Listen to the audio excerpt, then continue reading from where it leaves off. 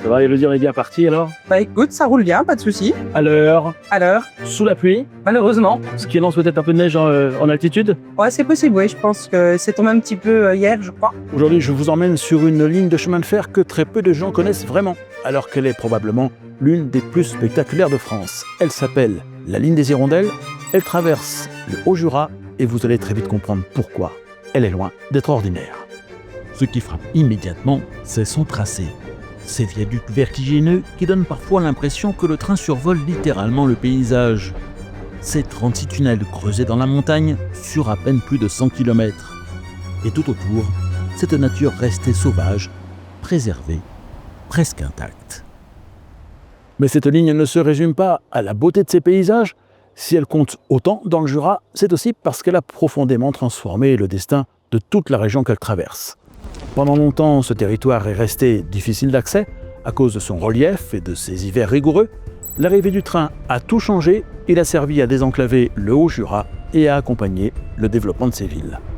À Saint-Claude, le rail a permis l'exportation de pipes dans le monde entier et a fait de la ville la capitale française de la taille de pierres précieuses et de diamants. À Morée, il a participé à l'essor de la lunetterie qui est passée de l'état de simple artisanat à celui de véritable industrie.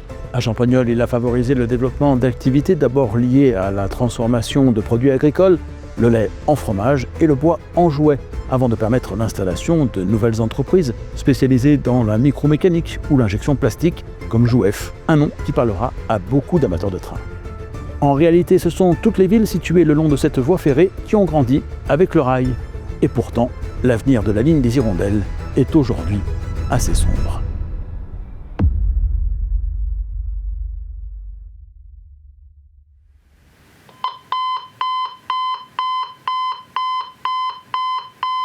Oh, ouais, très matinal. J'aime quand même beaucoup parce que même si ça pique un peu, c'est synonyme de départ pour un nouveau voyage en train. Allez, je file à la gare de la Part-Dieu pour attraper le premier TER pour Dijon. Et après, je prendrai une correspondance direction le Jura. Et ce que j'espère bien voir là-bas, c'est ça.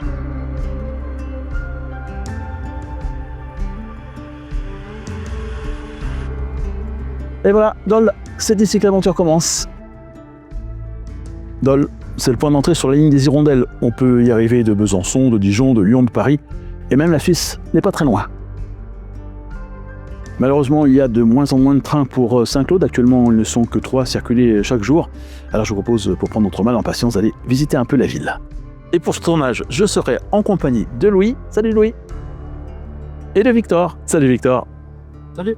Dole, c'est une ville d'eau. Le Doubs, qui coule ici, a longtemps servi d'axe de communication majeur entre la Franche-Comté, la Suisse et la vallée du Rhône. On y transportait du sel, du vin, du bois. C'est ce qui a permis l'installation de pas mal d'artisanat. La ville est l'ancienne capitale du comté de Bourgogne. Elle a gardé un magnifique petit centre-ville dans lequel on trouve de très beaux hôtels particuliers et de magnifiques bâtiments qui datent de la Renaissance.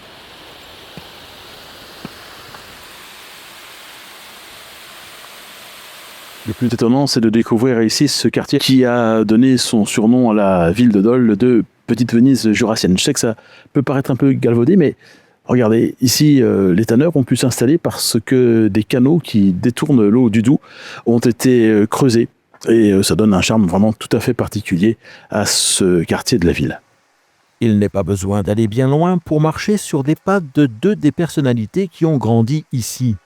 La première est la plus connue. Elle a révolutionné la science et probablement sauvé des millions de vies. Détour d'un autre passage presque secret, on découvre la maison natale de Louis Pasteur. Pasteur qui est né ici en 1822 et qui est connu notamment parce qu'il a inventé le vaccin contre la rage. Mais Pasteur n'est pas la seule célébrité de la ville. Je me suis longtemps demandé pourquoi il y avait autant de chats à Dole. Des vrais, mais aussi des silhouettes qu'on trouve sur les murs. C'est en fait parce qu'il existe ici un parcours que l'on peut faire pour découvrir la ville qui s'appelle le parcours du chat perché. Tout simplement parce que l'auteur des fameux contes du chat perché est né ici. Mais il s'agirait peut-être de ne pas louper le train, alors on retourne à la gare. Bon, évidemment vu comme ça a l'air tout simple. Je visite Dole, je retourne à la gare et hop, je monte dans un train. Mais en réalité, préparer ce genre d'épisode, ça demande pas mal d'organisation. Consulter les horaires des trains, des cartes, trouver des anecdotes à vous raconter, des idées de plans à tourner. Et c'est comme ça que je me retrouve très vite avec beaucoup trop d'onglets ouverts. Heureusement que je peux compter sur le navigateur Opera. Dans celui-ci, je peux regrouper mes onglets en îlots, chacun consacré à un sujet. Ici, mes recherches sur les villes traversées, là, les horaires des trains, ici, l'histoire de la ligne dont je vais vous parler, et là, mes notes de tournage. Je peux renommer chaque îlot, lui attribuer une couleur, le réduire pour garder mon espace de travail propre et bien organisé, et comme ça, garder un espace de travail beaucoup plus clair et agréable à consulter. Pour préparer mes futurs trajets, j'utilise aussi beaucoup l'écran partagé. C'est pratique pour afficher une carte, les horaires, une page d'information sur la ligne et mes notes en même temps. Je peux diviser l'écran jusqu'à 4 espaces, ce qui est parfait quand je veux comparer plusieurs sources sans passer d'un onglet à l'autre en permanence. Comme je passe beaucoup de temps à préparer mes vidéos, je peux aussi personnaliser l'interface du navigateur grâce à des thèmes. Mon préféré c'est Aurora parce qu'il donne une ambiance assez calme et immersive à l'espace de travail. Et quand je passe plusieurs heures à faire mes recherches et à écrire mes voix off, c'est exactement le genre d'interface que j'aime avoir sous les yeux. Avec Opera AI directement accessible depuis le coin supérieur droit de la fenêtre du navigateur, je peux résumer le contenu d'une page en quelques secondes puisqu'il a accès à son contexte si je l'autorise. C'est super pratique parce que je n'ai pas besoin de copier des liens ou d'ouvrir de nouveaux onglets. Je peux aussi importer des PDF et obtenir un résumé directement. Opera AI peut également m'aider à transformer une longue liste d'informations en quelques points clés plus clairs, ce qui est top pour préparer mes séquences et les répartir entre face cam et voix off. Opera AI a été amélioré, il est désormais plus rapide, plus puissant, tout en restant gratuit et accessible sans avoir à créer de compte. Alors, si vous aussi vous avez tendance à ouvrir 15 onglets, quel que soit le projet sur lequel vous travaillez, je vous conseille de le tester en suivant le lien qui se trouve en description. Mais il est maintenant grand temps de sauter dans le train, parce qu'il ne va pas m'attendre. Je suis pas sûr d'avoir choisi le meilleur jour pour faire ce voyage et d'avoir un petit peu de pluie, mais enfin on espère que à la hauteur de Morée, on aura de la neige, ce qui sera beaucoup plus agréable pour nos images. Mais en même temps, bon, quand on fait ce voyage en hiver, ce qui est aussi le quotidien de ceux qui empruntent la ligne, on sait qu'on prend un peu ce risque de ne pas avoir un grand ciel bleu. Donc on va faire avec. Mais je ne vous ai pas encore présenté l'équipe de conduite. Aux commandes, il y a Elodie, et derrière elle se trouve son chef, Alexis, dont la présence est rendue obligatoire par les règlements en vigueur à la SNCF pour me permettre d'accéder en cabine et de parler à la conductrice en toute sécurité. Est-ce que c'est un plaisir particulier de faire cette ligne-là ? Oui, c'est joli. Ouais, oui. On a la chance en Franche-Comté d'avoir ces belles lignes, donc moi j'en profite quand je viens dessus. Alors là, il y a eu un petit truc ce matin, un petit plaisir de se dire aujourd'hui c'est la ligne des Hirondelles, ça va être une expérience plus sympathique. Ouais, oui, j'espère voir de la neige, passer sous les viaducs, les paysages du Haut-Jura. Moi j'aime bien, je trouve on a de la chance d'avoir ça dans le coin. La première partie du parcours, on va le dire, est un peu plus banale. On roule sur une ligne assez plate, électrifiée, sur laquelle circulent aussi bien des TER que des TGV se rendant en Suisse. Ceux-ci passeront la frontière à Valorbe avant de poursuivre leur chemin jusqu'à Lausanne. Pour nous, les choses les plus sérieuses commenceront après la gare d'Andelot en montagne. Mais je vais quand même descendre d'ici là dans quelques gares, histoire de vous faire découvrir quelques-uns des trésors de la région. Premier arrêt, Arc-et-Senans, il faut que je vous emmène voir quelque chose. Quand on arrive ici, on ne s'attend pas vraiment à trouver cette architecture qui semble comme posée dans la nature et dans la forêt. Ce bâtiment, c'est la saline royale d'Arc-et-Senans. Il s'agit d'une ancienne usine où l'on produisait du sel. Elle date du XVIIIe siècle. Elle a été souhaitée par Louis XVI qui voulait en produire plus et surtout plus efficacement. À cette époque, le sel c'était en effet une ressource essentielle utilisée pour la conservation des aliments, mais elle était fortement taxée. Elle rapportait donc beaucoup d'argent à l'État par le biais d'un impôt que l'on appelle la gabelle et qui était prélevé sur chaque grain de sel vendu dans des greniers à sel. Si une saline a été construite à cet endroit, c'est parce que l'on se trouvait au cœur de l'une des plus grandes forêts de France, celle de Chaux, et que pour produire du sel, il faut du bois, beaucoup de bois même, pour chauffer l'eau et en provoquer l'évaporation. Son architecture est très particulière, elle est due à Claude-Nicolas Ledoux qui l'a conçue en demi-cercle pour que tout soit plus rationnel. Les ouvriers qui travaillaient dans les fours habitaient sur place et du haut de son imposante maison, le directeur pouvait surveiller la production. Malheureusement, la réussite économique du site n'a jamais été au rendez-vous et en 1895, la saline a cessé son activité. L'usine a ensuite été abandonnée, pillée, incendiée, avant d'être restaurée après son rachat par le département du Doubs. En 1982, les 11 bâtiments qui constituent la saline ont été inscrits sur la liste du patrimoine mondial de l'UNESCO. Mais subsiste une question. Pourquoi diable produisait-on du sel en Franche-Comté, aussi loin de la mer ?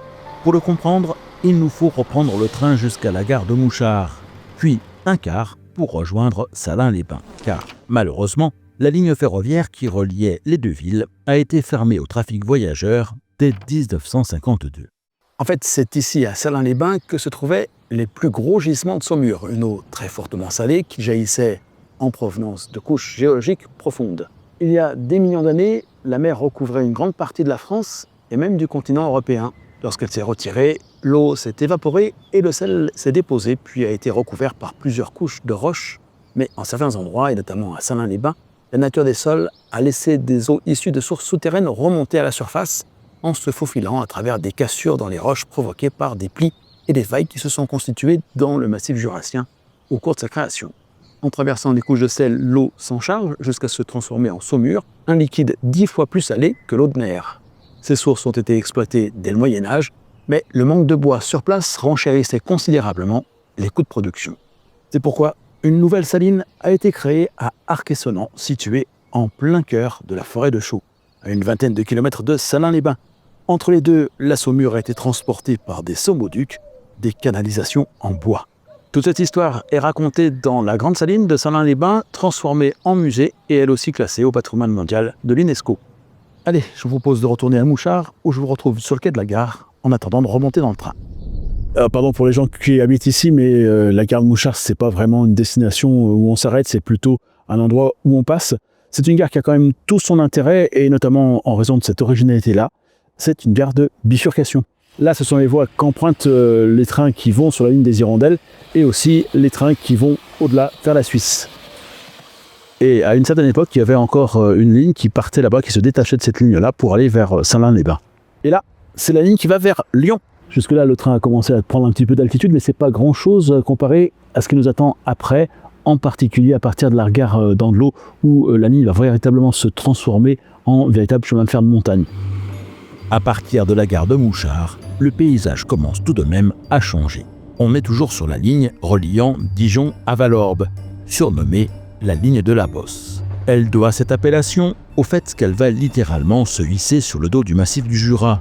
Et ça se sent. Les trains qui s'engagent dans la montée dite de Ménay, qui présente une rampe continue de 23 km de long, ne doivent pas ménager leurs efforts pour parvenir au sommet. Leurs conducteurs sont en général assez soulagés lorsqu'ils en atteignent le palier. Ça y est, la grande montée, j'ai l'impression qu'on touche à sa fin là. Ça y est, On va pas tarder, oui. vous avez passé le cap le plus délicat. C'est ça, à pleine puissance, là, voilà, on sent que le train va être on d'arriver sur le plat, là. Là, vous êtes comme si j'étais sur ma voiture, le pied sur le plancher. C'est ça, c'est l'idée, oui. On peut pas lui en demander plus. Ah non, Et quand on monte comme ça, vous avez l'inquiétude de vous dire « Oulala, est-ce qu'on va arriver en haut de la côte ou est-ce que non, vous avez confiance en non, le matériel, ça va bien, honnêtement. Non, ça va. Ouais. Quand on a tous nos moteurs, il n'y a pas de souci. Nous voici arrivés sans encombre à Andelot en montagne.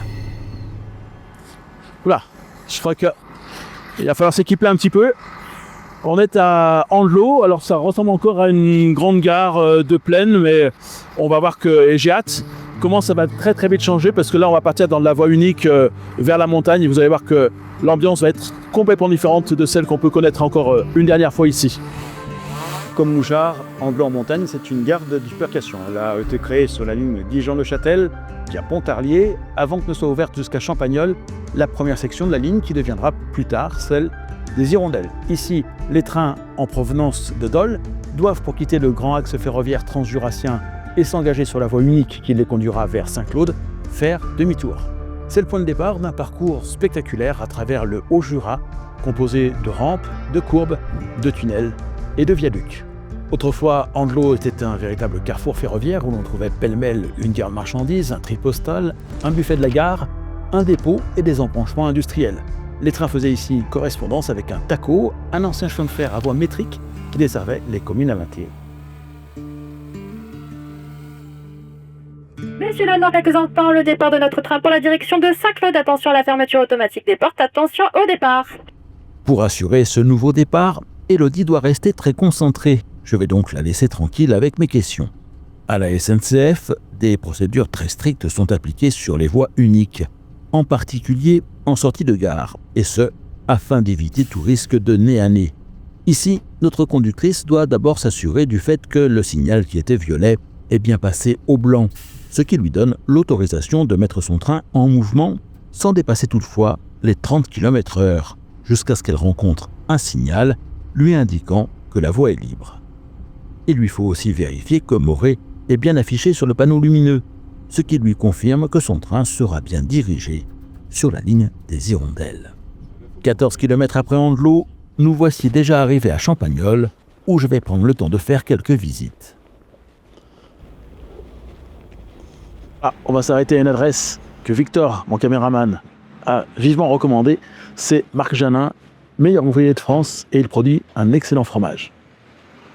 Marc, Bonjour. ravi de te rencontrer. C'est un plaisir de te recevoir. Tu vois là, tu es devant la vitrine du Jura. C'est vraiment un panel de plus d'une vingtaine de fromages. C'est là où on voit la richesse de notre beau Jura pour sa diversité fromagère. On a vraiment une cave d'affinage qui est faite pour l'affinage des fromages comme le Morbier. Ensuite, tu as des tomes affinés avec du vin jaune. On a une tome aussi fumée maison avec du sapin du Jura. Tu peux aller aussi sur des fromages de brebis. Un peu de bleu dans le Jura, parce qu'on a le fameux bleu de Gex, on a aussi le bleu de la Mare. Petite pâte molle comme le champagnolais, qui est un peu style reblochon. Ton métier, c'est crémier, c'est Alors, ça. Moi, je définis vraiment notre métier par crémier, parce que le fromager, c'est celui qui transforme le lait en fromage. Nous, on est là pour acheter les fromages chez nos bons fromagers et de faire après l'affinage. C'est pour ça que je dis qu'on est crémier affineur. On est dans ta cave, Marc? Alors là, oui, tu vois, ici, on fait une finition d'affinage sur nos fromages. Parce que nous, le fromage, on le sélectionne chez des bons fromagers qui travaillent principalement avec du lait cru. C'est la base de notre métier. Ils arrivent, ils sont déjà un peu pré-affinés. Et nous, on va faire la finition d'affinage. Donc ça consiste déjà à stocker nos fromages dans cette cave. On a une certaine température, une certaine hygrométrie. Et donc le fromage, on va le stocker sur ces planches en épicéa, comme c'est fait traditionnellement dans le Jura. Et on va retourner et on va frotter le fromage avec de l'eau et du sel. En faisant ce travail, on suit nos fromages un par un. Et puis, on amène notre touche. C'est quand même un sacré travail, hein. C'est quand même une attention permanente. Voilà. Ouais, c'est ça. Ouais. Et des gestes quasi quotidiens. L'affinage, c'est la deuxième transformation du fromage. C'est-à-dire qu'une fois que le fromage est fabriqué en fromage solide, eh bien, tout ce qui va se passer de ce fromage tout frais jusqu'au stade de consommation, eh bien, il y a toute une évolution des arômes, du fait de la vie qu'il y a dedans, qui vont donner ce goût. Et nos clients viennent chercher effectivement ce goût qui est particulier aussi à notre travail d'affineur. Et ben voilà, et forcément, je repars avec un petit souvenir gustatif. À Champagnole, le train est arrivé dès 1867, ce qui a été à l'origine, dans un premier temps, de l'essor du commerce local, qui trouvait plus facilement des débouchés à l'extérieur de la région, et dans un deuxième temps, du développement d'industries, qui pour beaucoup se sont installées dans le quartier de la Gare. À quelques pas de celle-ci, dans la salle de l'Oppidum, se déroule chaque année une exposition très particulière où il est question de trains, mais pas de n'importe lesquels. Ceux qui ont fait rêver plusieurs générations d'enfants, les trains miniatures Jouef. Les origines des Jouef, ça remonte bien au-delà. Après la guerre, ça a débuté rue des Archives à Paris. Et après, le fondateur était un amoureux du Jura. Donc, il venait souvent y passer ses vacances, il venait souvent dans le Jura. Et il s'est installé à Foussines-le-Haut, il s'est dit, pourquoi pas implanter l'entreprise ici. Et il y a eu beaucoup de petites structures autour d'elle. Il y a eu Foussines-le-Haut, Foussines-les-Bas, Mout, Sirop, qui marchait très bien avec du travail à domicile. C'est dans les années 70, quand ça marchait bien, toutes ces petites structures, bon, c'était pas très pratique, ils ont concentré la fabrication sur Champagnole. Ils avaient implanté l'entrepôt près de la gare et Jouef avait son embranchement particulier. Il y avait beaucoup d'expéditions qui partaient par train. Ça fait 30 ans que l'histoire Jouef est terminée à Champagnole. Comment vous la faites revivre, vous, ici, au sein de l'association Jouef 39? Notre but, c'est de retrouver un maximum de produits qui ont été fabriqués à Champagnole, et puis de recueillir des témoignages, et puis essayer de marquer ça sur papier, comme ça, pour qu'il reste quelque chose. Vous avez le souvenir de quoi? Que le travail, c'était un travail qui était difficile ou qui était... Disons qu'on avait un travail qui était... Moi, j'ai toujours trouvé pas désagréable. Et puis l'ambiance surtout. Ouais. C'était familial un petit peu. Il y avait une dans le temps, bon, on avait des anniversaires. On fêtait nos anniversaires. Enfin, on a même fait des croissants dans la skin pack. Je sais pas si tu y étais. Bon, la skin pack, c'était quand on mettait sous vide les rails, tout ça. Donc, il y avait un petit four. Notre chef, c'était un petit peu un gourmand. Donc, quand on ramenait, il était bien content de manger les croissants. Sauf quand les Parisiens arrivaient un peu plus haut, ils disaient surtout, vous faites rien, parce que ça sent le croissant juste comme vous nous dites. Si je retiens, en fait, que tu gardais un bon souvenir de ça. Moi, j'ai un bon souvenir. Jouef, que justement, hier après-midi, j'ai eu la chance d'avoir Elle est arrivée à peu près en même temps que moi, 73. Et puis on était à deux machines, une devant l'autre. Et on a piqué des fous rires, mais on peut pas vous dire. C'était super. C'est vrai que l'ambiance, c'était autre chose, quoi. Il y a 50 ans, c'était agréable de travailler. C'était du travail quand même, vous aviez quand même la contrainte. En plus, on avait, quand même bon. on avait... Mais bon, travailler pour le Père Noël, qu'est-ce que vous pouvez rêver de mieux? 28 ans à jouer. Il va être l'heure de déjeuner. On va reprendre le train. Je vous emmène dans une petite gare où il y a justement un restaurant qui s'est installé il n'y a pas très très longtemps.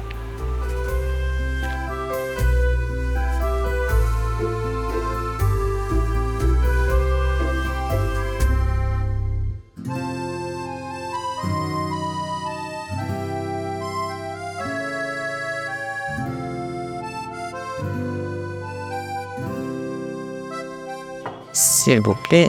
Merci. Et voici, bon appétit. Merci beaucoup. En se promenant, on est tombé sur cette gare et on s'est dit que peut-être il y avait moyen d'en faire quelque chose. On avait envie de quitter la ville et le nord. Et du coup, voilà, on a proposé un projet et ça a été accepté. On n'avait pas l'intention de faire un musée de la gare de Chaudet-Crotenay, mais on voulait garder une âme du bâtiment et de son utilisation d'avant. Donc, le guichet, c'est quand même très symbolique de la gare, donc voilà. Et vous avez des clients aujourd'hui qui, je crois, viennent et vous disent « mais ça, c'était ma gare ». Oui, c'est ça. Un monsieur qui est arrivé ici en me disant « Qu'est-ce que vous avez fait de ma gare ? C'est ici que j'ai pris le train pour aller au collège pendant des années. » Et plein de gens sont contents que cette gare revive. Toute ma jeunesse, je suis entré à la SNCF en 66 en tant qu'élève rando en montagne. J'assurais les remplacements sur la ligne à la Chaudet-Crotenay Saint-Laurent-Morbier. On a les gamins qui vont à l'école, les gens qui vont travailler. Il y a une Twingo qui est souvent là, c'est quelqu'un qui bosse assez loin, qui part en train, elle laisse sa voiture 2-3 jours et quand elle revient, elle récupère sa voiture sur la gare. Donc il y a à la fois des personnes qui travaillent loin, des jeunes qui vont en internat. La personne qui était là est venue en train, elle était à pied, pas de voiture. Du coup, elle a un gîte pas très loin, elle a fait ses balades à pied, elle a fait la ligne des Hirondelles forcément. Du coup, ça profite à tout le monde. En plus, là, comme elle a failli fermer, on a parlé beaucoup d'elle. Forcément, après, les touristes vont la voir parce qu'ils en ont entendu parler un peu partout. Et vous, quand vous avez entendu que la ligne risquait de fermer, et assez brutalement, parce que ça aurait pu se faire au mois de décembre 2025, vous l'avez vécu, vous, comment ? Je pense que ça nous aurait causé des soucis, enfin, peut-être une baisse de fréquentation. Au-delà du restaurant, ça aurait été vraiment une mauvaise chose. Le fait qu'on soit un restaurant, qu'on habite au village, qu'on travaille ici, qu'il y ait des gens qui prennent le train, ça nous arrive de garder un bagage le temps que la personne qui revienne aille chercher sa voiture à pied, revienne chercher ses bagages. Il y a la petite de l'autre côté, quand elle part en stage ou à l'école, quand on est là, elle passe dire bonjour. Enfin, la ligne, c'est pas que quand on monte dans le train, en fait. Il y a plein de choses à côté qui sont un peu sympas. Le train fait pas vivre que du voyage en train, en fait. Il y a plein de choses qui sont connexes. Faute d'entretien ces dernières années, l'infrastructure de la ligne des Hirondelles s'est fortement dégradée. SNCF Réseau avait annoncé qu'en l'absence de travaux, elle devrait fermer pour des raisons de sécurité dès le 14 décembre 2025. Le grand problème, c'est que si l'infrastructure est propriété de l'État, celui-ci se défausse sur les régions pour assurer le financement des lignes dites de desserte fine du territoire. Pour éviter la fermeture de celle des Hirondelles, la région Bourgogne-Franche-Comté a débloqué en urgence des crédits à l'automne 2025. 12,2 millions d'euros pour réaliser des travaux de première nécessité. Toutefois, cette mesure n'est qu'un sursis. Il faudrait au total mobiliser 90 millions d'euros pour refaire à neuf les 73 km de la ligne les plus sensibles. La menace pèse donc toujours sur le long terme et elle subsistera tant qu'un plan de financement global impliquant l'État, la région et SNCF Réseau ne sera pas trouvé pour assurer sa pérennisation pour les prochaines décennies. En attendant, me voici arrivé à Saint-Laurent-en-Grandvaux. Sa gare occupe dans la région une place stratégique parce que, outre qu'elle offre un accès aux autres villes du Haut-Jura, elle sert de départ à de nombreuses excursions et explorations, telles que celle que je vais maintenant partir faire. Impossible d'évoquer le Jura sans aller visiter une fruitière. Celle-là est juste à côté de la gare, ça tombe bien. Je vous emmène, on va aller la visiter. Bonjour. Bienvenue à la fruitière du Pays Grand Vallier. Alors on va découvrir comment vous fabriquez le comté. Voilà, exactement. Donc on va pouvoir aller s'équiper et puis commencer la visite. Eh bien volontiers. Ah oui, là on rentre dans une... Voilà, ouais. On dirait presque une bibliothèque, oui. Il n'y a que des fromages, c'est Oui, impressionnant, hein, ce stockage. C'est vrai, donc là, c'est tous les fromages de janvier. Ceux de décembre sont déjà tous partis. Donc là, ils vont y rester environ un mois et demi ici. Après, on va les charger chez nos affineurs. Donc on va en garder environ 400 pour nous par mois pour le magasin, pour le détail.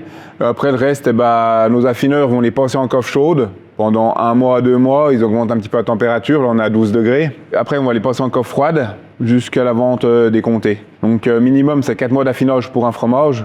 Et après, celui qu'on vend le plus au magasin, c'est le fruité qui a environ 1 an.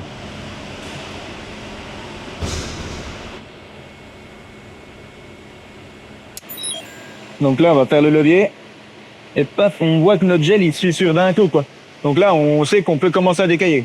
Même le geste du fromager, qu'on appelle ça, donc le décaillage, mettre la main, sentir notre grain, tout ça, c'est vrai que c'est une technique qu'on met quand même du temps à avoir. Ouais. Est-ce que c'est, quand on vit dans la région, c'est assez naturel de venir travailler dans une fruitière ou est-ce que c'est une autre vocation que... Moi, j'ai toujours été un petit peu dans le domaine agricole, en fait. Quand j'étais petit, j'étais un peu passionné par les tracteurs, tout ça, et du coup, ça a fini d'arriver, c'est bon. Mais ouais, le fromager, c'est plus un métier de passion qu'un métier d'évier, quoi. Bon, si j'ai bien compris, les fromages que j'ai vu fabriquer ce matin, si je veux venir les manger, je reviens dans 1 an? Voilà, à peu près, ouais. C'est ça, ouais. Après, au bout de 4 mois, il y en a qui peuvent être sur le commerce, mais oui, en général, dans 1 an, c'est bien. Me voici de retour dans le train où je vais avoir la chance de tomber sur un amoureux de la ligne au moment d'en parcourir la partie la plus spectaculaire. On a de la chance aujourd'hui pour notre découverte de la ligne des Hirondelles, c'est plutôt le bienvenu, cette neige fraîche. Oui, il y a neigé cette nuit et c'est vraiment typique pour le massif jurassien. Paysage de montagne, même si on n'a pas le soleil, on a la neige. Vous la connaissez bien cette ligne? Oui, je connais très bien la ligne. Et durant une dizaine d'années, j'ai fait de la photo de train. Qu'est-ce qui fait que cette ligne est spéciale et particulière et qu'elle a attiré votre œil de photographe? C'est le cadre, c'est le paysage en fait qu'elle traverse, qui est vraiment magnifique. Le massif jurassien et notamment le Haut-Jura. Donc du coup, moi, ce qui me plaisait, c'est de photographier le train dans son élément naturel, dans le Haut-Jura, dans la montagne, avec ce qui pouvait le mettre en valeur, donc les viaducs, des fois certains remblais, des tranchées, les sorties de tunnels. Pourquoi on l'appelle la ligne des Hirondelles? Ça, apparemment, d'après ce que j'ai pu lire sur différents ouvrages, ça viendrait du site de Morée, où le train pour aller de Morbier à Morée, les 2 gares sont distantes d'1 km 200 et quelques. Par contre, il y a un fort dénivelé. Les ingénieurs, ils ont fait en sorte que la ligne suive le vallon de l'Évalude, donc elle a une petite rivière locale, en empruntant des viaducs, dont le viaduc des Crottes qui domine le site de Morée. Et pour les habitants de Morée, de voir les ouvriers qui montaient le viaduc et ensuite de voir le train donc en hauteur, ils prenaient donc aussi bien les ouvriers que les usagers du train pour des hirondelles. Donc là, on franchit le viaduc de Morbier, on voit la commune de Morbier, l'église, et ensuite on va arriver sur le site de Morée. Le tronçon Morbier-Morée a été ouvert au public en 1900, donc les ouvrages d'art datent de cette époque. Le court tunnel des Crottes et qui débouche sur le viaduc des Crottes. Et on voit la totalité du vallon de l'Évalude et la ville de Morée. Donc c'est vraiment là où on domine, c'est le point à regarder.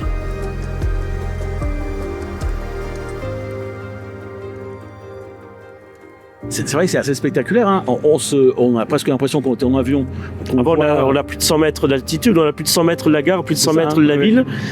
Et d'ailleurs, on a l'impression que la gare est un modèle réduit même. On franchit le viaduc roman et là on s'engage dans le tunnel des Frasses. Le tunnel des Frasses est en fer à cheval. Il est au fond du vallon de l'Évalude et il nous permet donc de faire demi-tour et de revenir en fond de vallée jusqu'à la gare de Morée. Et là, maintenant que nous sommes sortis du tunnel des Frasses, on voit au-dessus de nous le viaduc roman. De là où on vient. Nous étions là-dessus il y a quelques minutes. Là, on franchit le viaduc de l'Évalude. Oui, on a dit qu'il y en avait 5 au total. 5 viaducs, ouais. Donc on en est au 3e. Il nous en reste encore 2. Le viaduc de l'Évalude qui est en forme de S. Ensuite, on aura le viaduc des Sources qui est juste à l'entrée de la gare. Et le dernier viaduc, en fait, se trouve à la sortie de gare, direction Saint-Claude. C'est le viaduc le plus récent de la ligne qui a été construit par Paul Séjourné en 1910. D'ailleurs, là, on aperçoit le viaduc. Merci de prendre garde à l'intervalle situé entre le marchepied et le quai. Et là, il va se passer encore quelque chose de particulier, c'est qu'il l'a déjà fait en anglo, le train va refaire demi-tour. C'est aussi une façon de lui faire perdre de l'altitude sans consommer beaucoup de terrain. La gare de Morée est une gare en Y, c'est-à-dire que le train arrive dans un sens et est obligé de repartir dans l'autre sens.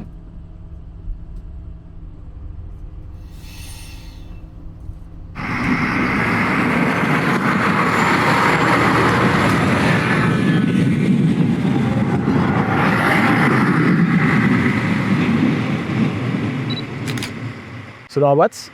Ça y est, c'est dans la boîte. J'attends un petit peu qu'il passe la bifurcation. Et là-bas, il s'engage sur le 4e, 5e viaduc, puisque là, il est sur le 4e. Donc là, actuellement, il est sur le 4e viaduc, le viaduc des Sources, où il y a la bifurcation.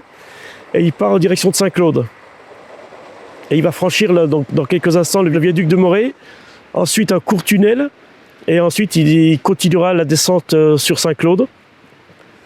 Et le train, nous, on ne va plus le revoir. Il est parti. Non, là, on ne le voit plus. Là, il est caché derrière la vallée. Le train étant parti, je vais laisser Gilbert à ses prises de vue et profiter du petit moment que j'ai devant moi pour descendre dans le centre-ville.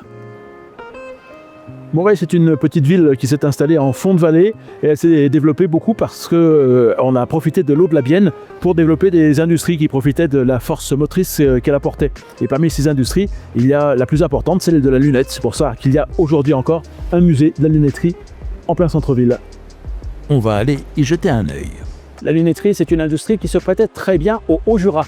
Elle demandait très peu de matières premières et un outillage relativement réduit, mais beaucoup de précision et une main-d'œuvre qualifiée. Avant elle, la ville vivait déjà largement de la métallurgie. Cette activité a donné aux artisans morésiens une grande maîtrise de la production de petites pièces métalliques et du travail du fil de fer. En 1796, l'un d'entre eux, Pierre-Hyacinthe Cazot, maître cloutier de son état, aurait eu l'idée de se mettre à fabriquer des montures métalliques. Une innovation qui allait bientôt donner naissance à une nouvelle industrie, bientôt devenue spécialité de la région. C'est ainsi que dès 1900, Morée était reconnue comme étant la capitale française de la lunetterie. Dans la décennie 1900-1910, alors que la ville compte 5000 habitants, on y recense 1300 ouvriers lunetiers. Mais dans la région, il y a une autre ville qui a su développer des activités innovantes et on va remonter dans le train pour la rejoindre. On approche de Saint-Claude ? Encore un petit peu, ouais. On a encore un peu de route. Ça sera la fin du voyage. Donc qu'est-ce qu'on aura mis comme temps 2 grosses heures Oui, on est parti à 10h14 de Dole et on arrive à 12h52, donc oui, à 2h30 même. Qu'est-ce qui se passe pour vous et pour le train après Saint-Claude? Et ben là, je vais stationner le train en gare de Saint-Claude et on va repartir avec tout à l'heure pour Besançon.